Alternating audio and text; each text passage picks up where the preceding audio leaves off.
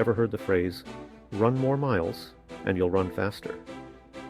It's a theory that gets tossed around a lot, but is it really that simple? Today we're breaking down the science behind mileage and speed, so you can find out if stacking up those miles is really the key to becoming a faster runner. Running more miles can make you faster, but it's not the whole story. Just running tons of miles doesn't guarantee you'll hit the personal record you've been chasing. It's about training smarter, not just harder. Let's break down when running more miles helps, and when it doesn't. Mileage definitely plays a role in improving your aerobic capacity. The more you run, the more your body adapts, increasing your endurance by boosting your heart's ability to pump blood, increasing capillary density, and enhancing fat-burning efficiency. But here's the thing. Mileage primarily helps you maintain a faster pace over a long distance. It doesn't necessarily make you faster in terms of raw speed. That's why elite marathoners can crush 26 miles at a blistering pace, but might not be the fastest sprinter on the track. So, if you want to run faster, you can't just focus on piling up the miles. You need to pay attention to how you structure those miles. Take elite runners. They use a polarized training model, which means about 80% of their runs are at a low, easy pace, while the other 20% is dedicated to high-intensity efforts like intervals, hill sprints, or tempo runs. The high-intensity work is what builds that raw speed, while the easy miles build your endurance foundation. If you're running miles in the gray zone, too slow to build speed but too fast to recover properly, you're basically running junk miles. They might feel productive, but they often lead to stagnation or even injury. Individual limits and diminishing returns. Now here's where it gets personal. Everyone has a mileage sweet spot. For some, running 70 to 100 miles per week might lead to peak performance, while others might thrive on just 40 to 50. And after a certain point, adding more miles leads to diminishing returns.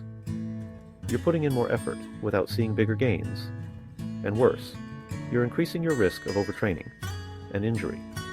The key is to find your limit and balance it with recovery and intensity. Mileage gains are specific to your race distance. Here's something a lot of runners don't realize. Your mileage should match your race goals. If you're running shorter distances, like 5Ks or 10Ks, increasing your mileage will help improve your aerobic capacity.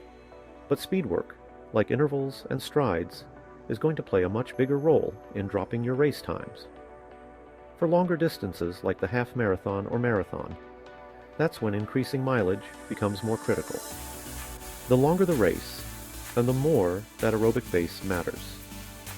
But even then, tempo runs and threshold work are just as important as your weekly mileage. How to quantify your mileage gains.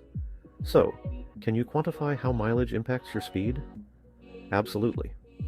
Metrics like VDOT, developed by Jack Daniels, heart rate and lactate threshold, can help you track improvements in your aerobic capacity as you increase mileage. As you add more miles, within your personal limits, you should see measurable improvements in things like lower resting heart rate, faster recovery times, and of course, better race performances. Mileage matters, but it's not everything. So, what's the verdict? Mileage definitely matters if you're looking to get faster, but it's not the magic bullet. To really unlock your speed, you need a mix of volume, intensity, and recovery. Dial in the right amount of mileage for your body. Add those targeted speed sessions, and you'll see real results. Remember, it's about training smarter, not just harder. Ready to take your running to the next level? Subscribe to RunFocused for more tips on optimizing your training and hitting those PRs. Leave a comment below with your current weekly mileage and what your next race goal is. We'd love to help you reach it.